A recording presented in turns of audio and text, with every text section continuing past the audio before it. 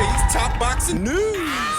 Okay, we'll start with this. More on the ongoing situation, the ongoing story involving Ryan Garcia. The suspension. Ryan's one-year drug ban is backdated to April 20th, the date of the Devin Haney fight. He will be able to reapply for a boxing license to fight again April 20th of the following year. Interesting particulars that are still coming out is that Ryan reportedly also tested positive for Osterin in one of the New York State Athletic Commission's drug tests, in addition to the 2 positive VADA tests for Osterin already reported, meaning he had 3 positive tests, leading to this one-year ban. Why is that interesting? Because some of Ryan's fans are still trying to pin the blame for all of this on VADA. They're trying to say that it was a stitch-up job and they set him up. They messed with his samples. This latest revelation pokes holes in that theory's credibility because that makes 3 tests from 2 separate entities that both found Osterin in his samples. And why Ryan's fans are still trying to convince people that this is all a setup, that he's been set up, when according to Ryan and his legal team, this is a case of cross-contamination. Where before he was blaming Devin and Bill and Victor Conti and VADA and everyone else you can imagine. Their last word on it was that it came from the supplements that Ryan was taking. So which one is it? Is it a stitch-up job, or is it that you took some contaminated supplements? Make up your minds. The official statement from Ryan Garcia's team following his one-year ban: the fans will always remember his performance against Devin Haney as a masterclass, and that will never be erased. Ryan Garcia is a victim of substance contamination, with levels measured in the billions and trillions of a gram, which provided no advantage whatsoever in the ring. Ryan and his legal team have resolved this issue and firmly maintains his truth. He never intentionally took a banned substance. It's simply not in his nature. But coming in 3 pounds over, that is. For an advantage. For many years, Ryan has voluntarily submitted for random testing, even during out-of-competition periods. And he's never had any issues. He has maintained an impeccable and clean record throughout his career. Well, there's a first time for everything. Significantly elevating and transcending the sport of boxing, earning respect and admiration from millions of fans worldwide. By blowing a weight and pissing hot? Think about how cockamamie the explanation is. Well, Ryan's been tested before, and he never tested positive before. Well, he tested positive now. What do you want we should do? Ignore it? The fans will always remember his performance against Haney as a masterclass, and that will never be erased. Ryan will continue to elevate the sport and will be actively involved in advocating for reform. Reforming what? You were given the chance to explain yourself, defend yourself, and your defense had too many holes in it. We want to thank all the fans who have continued to support Ryan, not only during the great moments, but also through the difficult times that life brings. He will be back in the ring soon and better than ever. It's not in his nature to cheat. But it's in his nature to come in 3 pounds over, even though he knows he signed a contract to fight at 140 pounds. It is in his nature to skirt around that and do whatever he wants. It's in his nature to take shots at Caleb Plant's wife. It's in his nature to do that too. I mean, Ryan's legal team is trying to make him seem like this outstanding citizen. He would never. But isn't this the guy who made the recommendation ahead of the fight that not only should fighters be allowed to use steroids, but that there should be a steroid league? Brian, if you were the commissioner of boxing, what was one thing you would change? Imagine a boxing league where you could do steroids. Brian, if you were the commissioner of boxing, what was one thing you would change? Imagine a boxing league where you could do steroids. Think you've been in the ring with someone that's on steroids? Oh yeah, I thought Oscar Duarte was on steroids. I'm not gonna lie, that is crazy. But Ryan would never use a banned substance. It's not in its nature. And so, per boxing scribe Dan Rafael, yes, Ryan Garcia is banned throughout the United States, and there are international commissions that would also honor the ban. He's sitting out until at least April 20th. Ryan himself has said he has to submit to a year of random drug testing as an additional part of the agreed consequences for his positive test, as well as his one-year ban from boxing and the Devin Haney fight being made a no contest. It would have been worse had he not agreed to this. How do you know? Because this is a settlement agreement. This is what they settled on, what they agreed upon. If he would have decided he doesn't want to forfeit $1 million, he doesn't want to pay a $10,000 fine, he would have been banned for much longer, maybe 2 years instead of just 1. And frankly, this is not the position that somebody ends up in when they're innocent or proved they are innocent. Ryan Garcia's fans want to be crybabies about this. They want to be obtuse. Who are you trying to kid? You're expecting the whole world to give him a pass for no reason other than you like him. But who the hell are you? Why should I care? I don't. Devin Haney weighed in on it, saying, I think he should have been banned for even longer. I think he should be banned from boxing,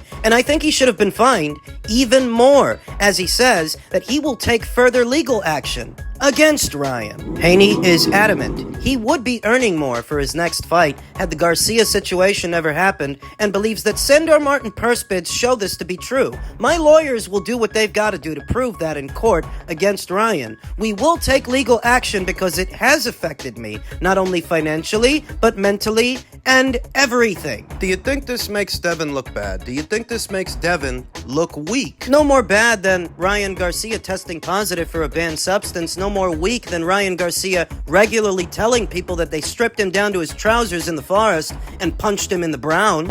It seems to me that the people who support Ryan Garcia expect me and you to go with whatever he says, no matter how many times it changes or how ridiculous it is. We're supposed to believe everything from Ryan and nothing from everyone else. We're not supposed to look at both sides of the story. That's the hierarchy of thought they are exercising. You even want to call it that? Devin Haney continued, no BS though. I'm happy it wasn't a DQ because I wouldn't want to win like that. Once his suspension is over, Ryan Garcia, let's run it back clean on an even playing field. The biggest fight in boxing. Okay, Devin, I forgive you. Let's run it back. Love wins. That's what I've been saying.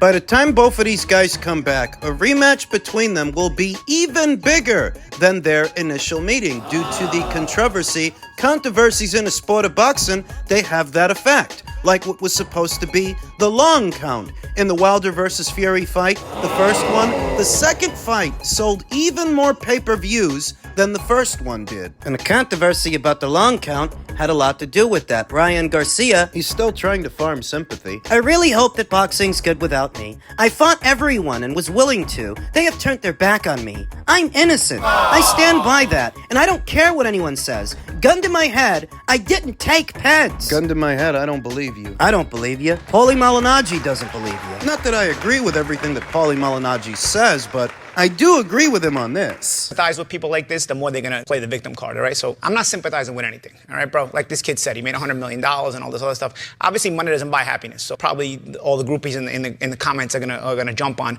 he's not successful because of the way he is, and people are gonna say, oh, he made all this money. Dude, money is a part of success. It doesn't define the success. As long as you have enough money to pay bills, that's all you need, okay? Now, having more is nice. That doesn't define success when you're falling apart like this because you don't know what to do to keep the attention on you, okay? This kid lives off of people sympathizing off him. Remember a few years back, he pulled out of a fight because he was quote unquote mental health, and then he's at the Mayweather versus Logan Paul press conference in Miami 2 days later, jumping around at the Miami Dolphin Stadium a couple of years back when a couple of days ago he was pulling out of a fight for mental health reasons. This kid lives off people sympathizing off him. This is the beta generation definition here, okay, where people go off of the feel bad for me, I'm a victim card no matter what. You can get people who will literally have it bad who play this card, and also people who have it very good play this card. Either everybody's playing this card. It's just a cool thing to do. Poor me. Don't forget to bring the soda and chips to my pity party. Let me pretend that all of this isn't a self-inflicted wound. Let me pretend that all of this isn't my fault, and I'm a victim somehow, a victim of some kind.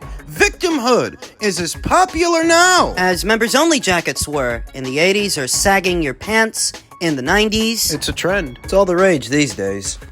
A part of the fallout from all of this is that Devin Haney is now saying that he's going to take a year off. He's going to take a year off and come back at some point next year at a weight of his choosing. And it was initially thought that, you know what he might do? He might go after Mario Barrios. Now that Mario has been elevated to full WBC welterweight champion, it was initially thought that maybe Devin might try to do a fight with him. But if Devin is going to be out for the foreseeable future, who does Mario end up fighting? Because there's a target on his back now. A trip over to the WBC's current rank standings reveals that France's own Souleymane Sissoko, unbeaten up-and-comer who moved down from junior middle down to welter, he's ranked at number 1. Conor Benn of Great Britain, he's ranked at number 2. Now, I don't know if Sulaiman Sissoko still has any ties to Matchroom, because I believe that he used to. But I don't know if he does here and now. That would be a high-risk, low-reward fight for Mario Barrios. Now that he is champion, Sulaiman Sissoko is a decorated amateur and unbeaten as a professional. Generous physical dimensions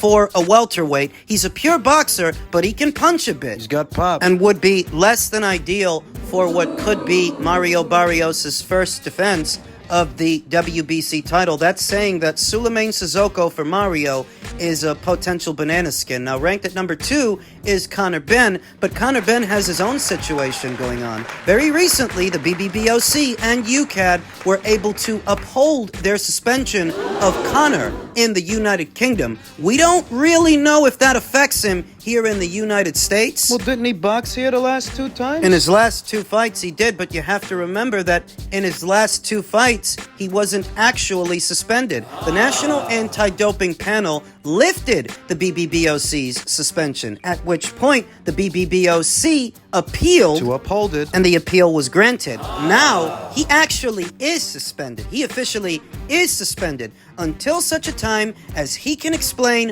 where the banned substance or how the banned substance was found in his system. They want him to clear his name, and he still hasn't. That means I don't know if he can box here right now. Based on the BBBOC's suspension in the UK, I don't know if he can get a boxing license in the US. If he can, then maybe he can move to fight Mario Barrios, which would be a more lucrative option for Mario than, say, Sulaiman Sissoko. Eddie would pay to play. He'd pay Mario well to have that fight, to defend his title against Conor. And if for some reason Eddie can't make a fight between Mario and Conor, he might try to make a fight between Mario and Boots Ennis. Jaron Boots Ennis, IBF champion. If Boots takes care of business next month, takes care of David Evanesian, and successfully defends his IBF title, I believe that is a fight that Eddie Hearn would pursue, because it's a unification match, because you can sell it. You can sell Boots versus Barrios, not as a pay-per-view, but as a fight. A regular fight is part of the regular schedule. Consider what Matchroom already spent